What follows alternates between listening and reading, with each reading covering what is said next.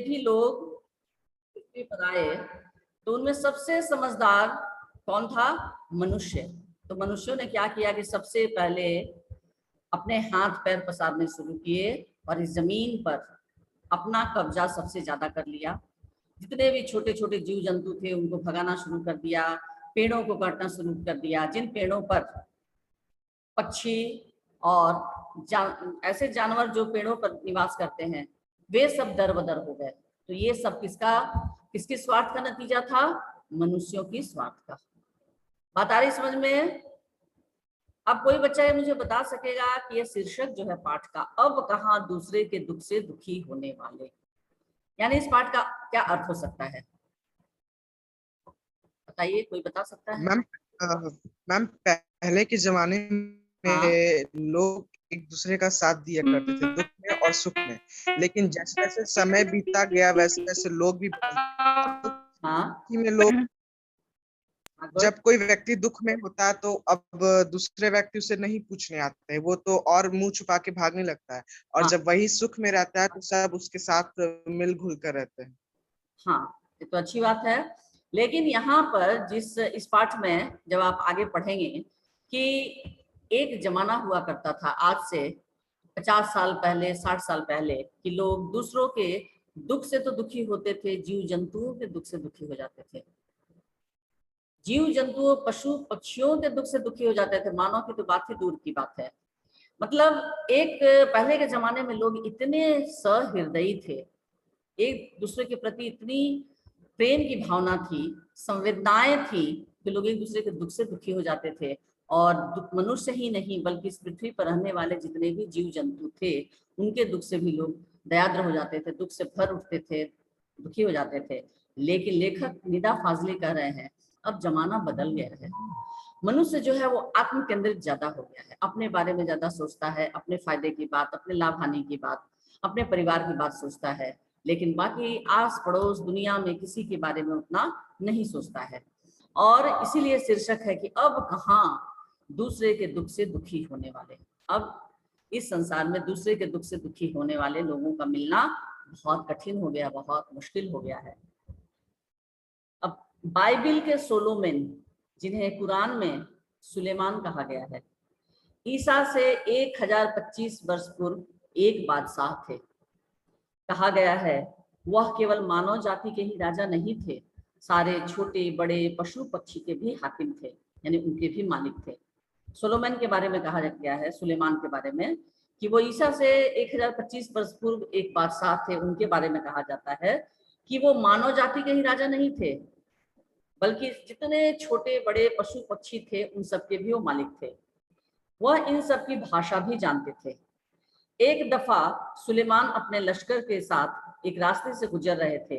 रास्ते में कुछ चींटियों ने घोड़ों की टापों की आवाज सुनी तो डर कर एक दूसरे से कहा।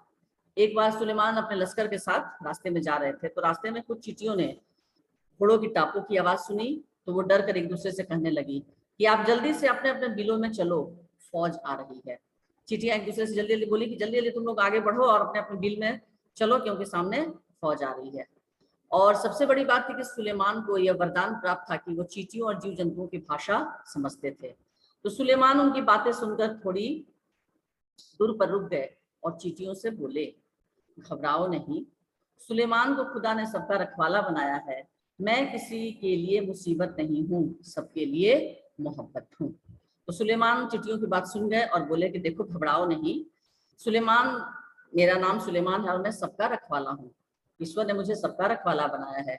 मैं किसी के लिए मुसीबत नहीं हूँ और मैं किसी को हानि नहीं पहुंचाऊंगा क्योंकि मैं सबसे मोहब्बत करता हूँ।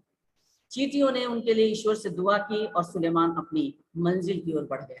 बताइए, एक पहला व्यक्ति का उदाहरण इस पाठ में है सुलेमान यानी सुलेमान का, कि जो चींटियों की आवाज सुनकर वो रुक गए और बोले कि घबराओ नहीं, तुम लोग पहले चली जाओ अपने बिलों में, फिर मैं अपनी फौज को लेकर जाऊंगा क्योंकि मैं तुम लोगों की हत्या, हम लोगों के घोड़ों के पैरों से या किसी भी तरह का कोई तुम्हें नष्ट या हानि नहीं पहुंचाऊंगा क्योंकि मैं सबका रखवाला हूँ।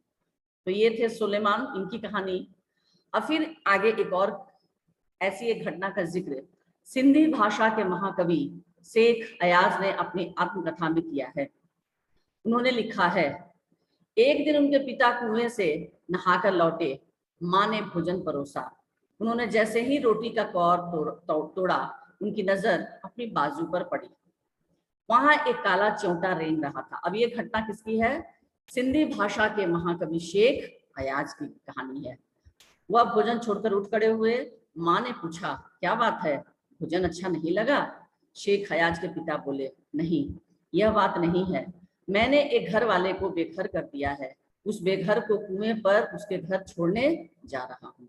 तो उन्होंने कहा कि नहीं, ऐसी बात नहीं है कि मैंने एक घर वाले को बेघर कर दिया है और उसे अब मैं कहाँ जा रहा हूँ छोड़ने? उसके घर। सोचिए, शेख हयाज के पिता खाना छोड़कर एक च्योंटा जो होता है ना काला रंग का, देखे हो च्योंटा तुम लोग? हाँ, च्योंटा देखे हो? सब बच्चे देखे हो च्योंटा? Yes ma'am. हाँ, तो अधिकतर ये कुएं या नल के पास ये च्योंटे जो है अधिक दिखाई पड़ते हैं, या मिठाई उठाई की दुकान में भी आप लोग देखे होंगे। तो इन्होंने खाना छोड़ दिया और वो जो च्योंटा इनके कंधे पर बैठ कर आ गया था, उसको छोड़ने, वो जहां नहा रहे थे, जहां स्नान कर रहे थे, वहीं उसको छोड़ने चले गए, क्योंकि उन्होंने कहा कि इसको बेघर मैंने किया है। बाइबिल और दूसरे पावन ग्रंथों में नूह नाम के एक पैगंबर का जिक्र मिलता है। उनका असली नाम लश्कर था, लेकिन अरब ने उनको नूह के लक़ब से याद किया है। वह इसलिए कि आप सारी उम्र रोते रहे। इसका कारण एक जख्मी कुत्ता था। नूह के सामने से एक बार एक घायल कुत्ता गुजरा। नूह ने उसे दुत्कारते हुए कहा, दूर हो जा गंदे कुत्ते। इस्लाम में कुत्तों को गंदा समझा जाता है। कुत्ते ने उनकी दुत्कार सुनकर जवाब दिया, न मैं अपनी मर्जी से कुत्ता हूँ, न तुम अपनी पसंद से इंसान हो। बनाने वाला सबका तो वही एक है। तो बाइबिल के दूसरे ग्रंथ में नूह नाम के एक पैगंबर का जिक्र मिलता है और उनका असली नाम क्या था? लश्कर। लेकिन अरब ने उनको नूह के लक़ब से याद किया है। वह इसलिए कि आप सारी उम्र रोते रहे। इसलिए रोते रहे भाई, इसका कारण एक जख्मी कुत्ता था। नूह के सामने से एक बार एक घायल कुत्ता गुजरा। नूह ने उसे दुत्कारते हुए कहा, उस कुत्ते को, कि दूर हो जा गंदे कुत्ते। इस्लाम में कुत्तों को गंदा समझा जाता है। कुत्ते ने उनकी दुत्कार सुनकर जवाब दिया कि न मैं अपनी मर्जी से कुत्ता हूं और न तुम अपनी पसंद से इंसान हो। बनाने वाला सबका तो वही एक है। मट्टी से मट्टी मिले, खोके सभी निशान। किसमें कितना कौन है, कैसे हो पहचान। तो उन्होंने क्या कहा कि मट्टी से मट्टी मिले, यानी दफनाने के बाद, जमीन में जलाने के बाद, अपने अपने धर्मों के अनुसार एक शव को जब जला दिया जाता है तो वो भी मिट्टी में मिल जाता है जलने के बाद, और यदि मिट्टी में दफना दिया जाता है तो भी वो मिट्टी में मिल जाता है। तो कहने का तात्पर्य है कि मट्टी से मट्टी मिले, मरणोपरांत एक मनुष्य का शरीर दूसरे मनुष्य का शरीर, सबका शरीर जो है वो मिट्टी में मिल जाता है। अपनी सारे निशानियों को खोकर कि कौन ये हिंदू का शरीर है, कौन मुस्लिम का है, कौन अमीर का है, कौन गरीब का है, क्योंकि सबकी गति एक ही होती है, सबकी हालत एक ही होती है। किसमें कितना कौन है, कैसे हो पहचान, कि ये किस अमीर व्यक्ति का है शरीर, ये शव, या किसी गरीब का है, या किसी ऊंचे वर्ग का है या नीचे वर्ग का है, ये सारी बातें मरने के बाद समाप्त हो जाती हैं, सब एकाकार हो जाते हैं। ठीक है। नूह ने जब उसकी बात सुनी और दुखी हो मुद्दत तक रोते रहे। नूह जब उसकी बात सुने कि जब कुत्ते ने कहा कि ना तुम अपनी मर्जी से, ना मैं अपनी मर्जी से कुत्ता हूं और ना तुम अपनी पसंद से इंसान हो, बनाने वाले ने तो सबको एक ही, बनाने वाला तो सबका एक ही है। और अब हम लोग, यदि कोई जानवर है तो अपने कर्म का फल भुगत रहा है, कोई इंसान है तो अपने कर्म का फल, है ना। तो इस तरह तुम मुझे दुत्कार नहीं सकते।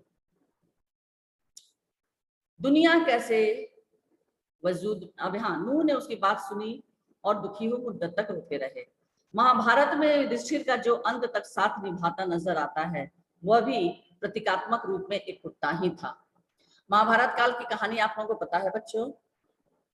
बताइए, युधिष्ठिर के साथ अंत तक स्वर्गलोक कौन गया था? कुत्ता। कुत्ता। कुत्ता। हाँ, एक कुत्ता है जो, और कोई बता सकता है वो कुत्ता कौन था कुत्ते के रूप में? मैम धर्मराज। हाँ, धर्मराज। धर्मराज, स्वयं धर्मराज जो थे कुत्ता के रूप में, युधिष्ठिर के पिता। हाँ, युधिष्ठिर के साथ वो उनके साथ गए थे, और वो भी प्रतीक के रूप में, है ना, वो प्रतीकात्मक थे, वास्तव में कुत्ता नहीं थे। सब साथ छोड़ते गए तो केवल वही उनको, उनके एकांत को शांत कर रहा था। यानी स्वर्ग लोग जाते समय जितने भी रास्ते में युधिष्ठिर के परिवार वाले थे, सबकी मृत्यु हो गई, एक सिर्फ अंत तक वो प्रतीकात्मक कुत्ता ही उनका साथ निभाया। दुनिया कैसे वजूद में आई, पहले क्या थी, किस बिंदु से इसकी यात्रा शुरू हुई, इन प्रश्नों के उत्तर विज्ञान अपनी तरह से देता है और धार्मिक ग्रंथ अपनी अपनी तरह से। यानी विज्ञान के दृष्टिकोण से जवाब देता है कि सबसे पहले दुनिया कैसे वजूद में आई, सबसे पहला मनुष्य कौन था इस दुनिया में, और धार्मिक ग्रंथ अपने अपने तरीके से। तो धार्मिक ग्रंथ जो परिचय देते हैं मनुष्य के बारे में, सबसे आदि पुरुष कौन थे बच्चों, कोई बता सकता है, आप लोगों को पता है? सबसे इस पृथ्वी पर दो स्त्री और पुरुष, एक स्त्री और एक पुरुष आए थे, उनका क्या नाम था? मनु। हाँ बोलो। ईड़ा और मनु, है ना, ईड़ा और मनु। ईड़ा स्त्री थी और Yes, मनु, यानी हम लोग ईड़ा और मनु के वंशज हैं। वही दो स्त्री पुरुष इस संसार में आए। तो ये ग्रंथ, धार्मिक ग्रंथ अपनी अपनी तरह से, संसार की रचना भले ही कैसे हुई हो, लेकिन धरती किसी एक की नहीं है। अब लेखक निदा फाजली कर रहे हैं कि ये चर्चा का विषय नहीं है कि सबसे पहले कौन पृथ्वी पर आया, अस्तित्व में पूरी पृथ्वी कैसे आई, हम किनके वंशज हैं, सबसे पहले कौन मनुष्य आए। बात ये नहीं है, बात यह है कि संसार की रचना चाहे जैसे भी हुई हो, लेकिन धरती किसी एक की नहीं है। पंछी, मानव, पशु, नदी, पर्वत, समंदर आदि की इसमें बराबर की हिस्सेदारी है। यह और बात है कि इस हिस्सेदारी में मानव जाति ने अपनी बुद्धि से बड़ी बड़ी दीवारें खड़ी कर दी हैं। पहले पूरा संसार एक परिवार के समान था, अब टुकड़ों में बंटकर एक दूसरे से दूर हो चुका है। पहले पूरा परिवार, पूरा संसार जो था कि मानव जाति अपनी बुद्धि से बड़ी बड़ी दीवारें खड़ी कर दी हैं। पहले मानव के पास बुद्धि कम थी तो सब मिलजुल कर रहते थे, लेकिन जैसे जैसे धीरे धीरे मानव विकसित होते जा रहा है, विकास के उन्मुख होते जा रहा है, वो आपस में उसका अपना परिवार भी टूट चुका है, परिवार भी उसका खंडित हो चुका है। पहले संयुक्त परिवार था, अब एकल परिवार यानी ज्वाइंट फैमिली जो है न्यूक्लियर फैमिली के रूप में परिवर्तित हो गई है। यह बात और है कि इस हिस्सेदारी में मानव जाति ने अपनी बुद्धि से बड़ी बड़ी दीवारें खड़ी कर दी है। पहले पूरा संसार एक परिवार के समान था, अब टुकड़ों में बंटकर एक दूसरे से दूर हो चुका है। पहले बड़े बड़े दालानों आंगनों में सब मिलजुल कर रहते थे। गांव में अभी भी आप लोग जाते होंगे तो शायद अब दालान मिलता होगा या नहीं, दालान देखे हो तुम लोग? हाँ, दालान किसे कहते हैं? घर का? यस मैम, देखे हैं। हाँ, घर का कौन सा हिस्सा होता है वो? बताओ मैम क्या पूछिए? बाहर का हिस्सा। दालान, यस। मुख्य जो घर होता है पहले तो अलग होता था, जो जैसे घर में रहने का जो जगह होता था, जहाँ पर स्त्रियां महिलाएं, जहाँ नाच वनाच रहता है, घर सोने का जगह होता है, खाना बनाने का जगह रसोई घर होता था, भंडार घर होता था, और उससे कुछ दूरी पर यानी 2-4 कदम या 2-4 फरलांग की दूरी पर एक दालान होता था।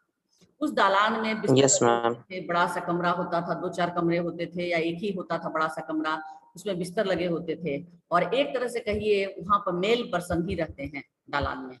घर के जो बूढ़े बुजुर्ग मुखिया जो होते हैं, जिनको हम लोग दादाजी हुए या नाना जी हुए, यानी हर गांव में हर घर के सामने, घर घर के पास सटा हुआ एक दालान भी होता था।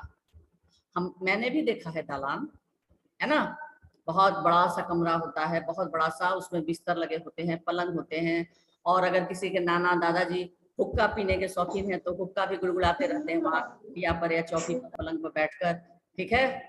और नौकर चाकर सब अपना आते रहते हैं। और घर जो होता था जिसमें महिलाएं रहती हैं या बच्चे रहते हैं, वहाँ बहुत बड़ा सा मकान होता है, उसमें भी अलग अलग कमरे होते हैं सबके रहने के लिए, है ना, और स्नान घर सब चीज रहता है।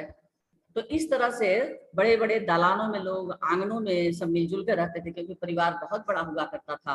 पहले के जमाने में एक माता पिता के 10-12 बच्चे हुआ करते थे, फिर उनके बच्चे, तो इस तरह जगह की कोई कमी नहीं हुआ करती थी, घर और आंगन बहुत बड़े बड़े हुआ करते थे। लेकिन अब छोटे छोटे डिब्बे जैसे घरों में जीवन सिमटने लगा है। अब अपार्टमेंट का कॉन्सेप्ट आ गया है। समाज बहुत बदल गया है बच्चों, ये 60-70 सालों में।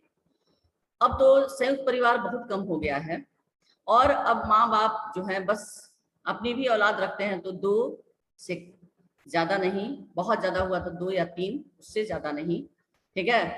तो इस तरह से अब बहुत परिवर्तन आ गया है आज से 70 साल 60 साल पहले और अब के जमाने में। और अपार्टमेंट का जो कॉन्सेप्ट आ गया है तो घर घर नहीं लगते, ऐसा लगता है कि छोटे छोटे डिब्बों को एक के ऊपर एक सजाकर रख दिया गया है। तो जीवन जो है अब दालानों से और बड़े बड़े आंगनों से निकलकर कहाँ का सिमट गया है, बताइए कहाँ सिमट गया है। अभी मैंने इसको पढ़ा, बताया। हाँ, अब मैम क्या दालानों और पूछिए आंगनों, तो अपार्टमेंट छोटे छोटे डिब्बे जैसे घरों में। इस पाठ में यहाँ पे अभी मैं जो अपार्टमेंट तो मैं कह रही हूँ डिब्बे जैसे दिखने में लगते हैं, लेकिन यहाँ पर आपको अकॉर्डिंग टू ए चैप्टर कि घर जो है, बड़े बड़े घर दालान आंगन जो थे सब मिलकर रहते थे, अब छोटे छोटे डिब्बों जैसे घरों में जीवन सिमटने लगा है। ये सब आप लोगों को याद रखना होगा, अगर एमसीक्यू में आएगा तो इसी तरह से एमसीक्यू में बहुत सारे प्रश्न बनेंगे, ठीक है। बढ़ती हुई आबादियों ने समंदर को पीछे सरकाना शुरू कर दिया है। अब आबादी बढ़ रही है, जमीन तो वही है, पृथ्वी तो वही है, जितना अंश पानी है, कितना अंश सूखी जमीन है, लैंड है। तो जमीन, अगर आपका जमीन की आबादी इतनी है कि उसमें 1 करोड़ 2 करोड़ लोग ही रह सकते हैं और जनसंख्या भी बढ़ती जाएगी, तो आखिर जमीन कहाँ से आएगी घर बनाने के लिए। तो सबसे पहले लोग क्या करते हैं, जंगलों की कटाई शुरू कर दिए। जंगलों की कटाई शुरू कर दिए तो क्या हुआ, समतल जमीन बनाना शुरू किए। जब जंगल से भी मन भर गया तब लोगों ने क्या किया कि बढ़ती हुई आबादियों ने समंदर को पीछे सरकाना शुरू कर दिया, यानी बड़े बड़े समुद्र, उनको लोग भरना शुरू कर दिए और उनको भी पीछे खिसकाना शुरू कर दिए और पेड़ों को रास्तों से हटाना शुरू कर दिया है।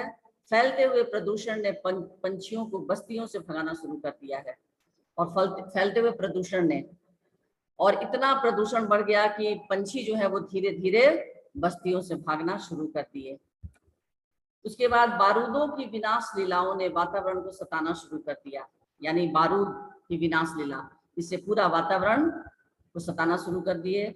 अब गर्मी में ज्यादा गर्मी, बेवक्त की बरसातें, जलजले, सैलाब, तूफान और नित्य नए रोग मानव और प्रकृति के इसी असंतुलन के परिणाम हैं। नेचर की सहन शक्ति की एक सीमा होती है। नेचर के गुस्से का एक नमूना कुछ साल पहले बंबई में देखने को मिला था और यह नमूना इतना डरावना था कि बंबई निवासी डरकर अपने अपने पूजा स्थल में अपने खुदाओं से प्रार्थना करने लगे थे। यानी नेचर यानी प्रकृति के साथ यदि हम आवश्यकता से अधिक खिलवाड़ करेंगे तो प्रकृति भी अपना भयंकर रूप दिखाने से बाज नहीं आएगी। कहा भी जा रहा है कि प्रकृति से हम लोग इतना खिलवाड़ करने लगे हैं, रोज नित्य नए आविष्कार हो रहे हैं, जिसके कारण प्रकृति भी अब हस्तक्षेप बर्दाश्त नहीं कर रही है और उसी का यह परिणाम हो रहा है कि रोज आप लोग देख रहे हैं ना, ग्लोबल वार्मिंग किसका परिणाम है, इसी का परिणाम है। बेवजह बारिश, जब बारिश होनी चाहिए तब बारिश नहीं हो रही है, जब बारिश की जरूरत नहीं है तब बारिश हो रही है, ठंड में गर्मी, गर्मी में ठंड, ये सब क्या है, यानी प्रकृति जो है अपने नियत समय पर इस दुनिया में अवतरित नहीं हो रही है।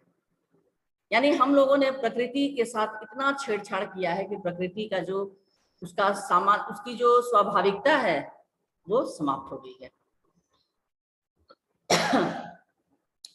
पहले बंबई में क्या हुआ था उसका यहाँ पर घटना दिया हुआ है।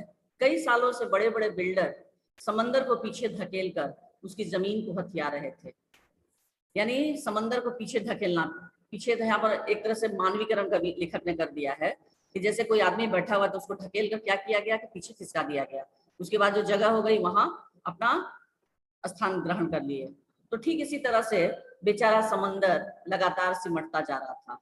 पहले उसने अपनी फैली हुई टांगे समेटी, सबसे पहले वो पैर पसार कर समंदर आराम से बैठा था, तो जब उसको बिल्डर जो है, बड़े बड़े बिल्डर उसको ढकेलने लगे तो वो क्या किया, अपनी फैली हुई टांगों को समेट लिया, थोड़ा सिमट कर बैठ गया। अब जिस तरह से कोई आदमी को कहते हैं कि थोड़ा खिसको उधर, तो क्या करता है, अपने टांगे फैला कर आराम से बैठा रहता है, और दूसरा कोई आकर कहता है कि खिसको बैठने दो, तो वो क्या करता है, अपनी फैली हुई टांगों को सिकोड़ लेता है। यही करता है ना? हाँ बोलो, क्या करता है मनुष्य? अपने टांगों को सिकोड़ लेता है। फिर जगह कम पड़ी तो उकड़ू बैठ गया। उकड़ू बैठना का मतलब क्या होता है?